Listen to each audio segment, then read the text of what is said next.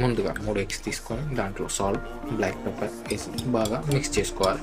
దాని తర్వాత 2 పొటాటోస్ తీసుకొని పీల్ చేసి వాటిని మీడియం సైజులో కట్ చేసుకోవాలి. మరియు ఆనియన్, అలాగే గ్రీన్ ఆనియన్ కూడా మీడియం సైజులో కట్ చేసుకోవాలి. ఒక ప్యాన్ తీసుకొని దాంట్లో ఆయిల్ వేసి కట్ చేసుకొని ఆనియన్స్, పొటాటోస్ వేసి గోల్డెన్ కలర్ వచ్చేదాకా ఫ్రై చేయాలి.